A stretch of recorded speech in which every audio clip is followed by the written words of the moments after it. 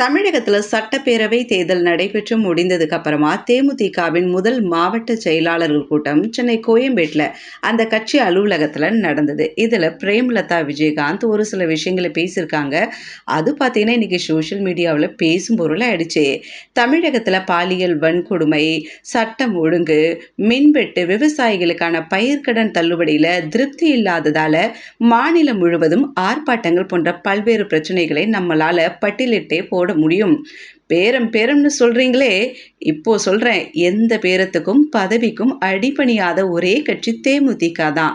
இதை நான் ரொம்ப தைரியமாகவும் ரொம்ப கான்ஃபிடென்ட்டாகவும் சொல்லும் தேர்தலை இதை நாங்கள் நிரூபித்து காட்டியிருக்கோம்னு சொல்லியிருக்காங்க.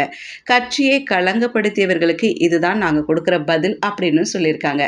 பதவிக்கோ பணத்துக்கோ பெட்டிக்கோ சோபா செட்டுக்கோ எதற்கும் ஆசைப்படாமல் கூட்டணி கட்சிக்கு விசுவாசமா கிடைத்த ஒரு சீட் ஆனாலும் உண்மையாக இருக்கும் கட்சி தேமுதிகன்ட்டு ரொம்ப பெருமையா சொல்லியிருக்காங்க. நாங்க நினைச்சிருந்தோம்னா முதல்வர் விஜயை போய் பார்த்திருக்க முடியாதா என்ன? கட்சிக்காரர்கள் என்னோட வந்திருக்க மாட்டாங்களா என்ன? எல்லாரும் அமைச்சர் பதவிக்கு ஓடினாங்க. அமைச்சர் என்னங்க, ஒரு வார்த்தை நான் சொல்லி இருந்தா முதல்வர் விஜயே வீடு தேடி வந்து துணை முதல்வர் பதவியே எனக்கு கொடுத்திருப்பாரு. இதுதான் உண்மை.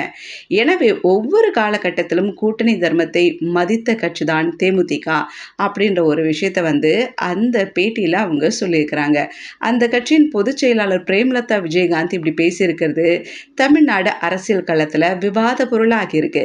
தமிழகத்தின் தற்போதைய அரசியல் சூழல்ல பிரேமலதாவை ஒரு பக்க வியாபாரின்ட்டு பல தரப்பினரும் வெளிப்படையா சுட்டி காட்டி விமர்சனம் பண்ணிட்டு வரக்கூடிய இந்நிலையில அவங்களுடைய இந்த அதீத பேச்சு சமூக ஊடகங்கள்ல கடுமையான பேசும் பொருளுக்கு உள்ளாகிட்டு வருது.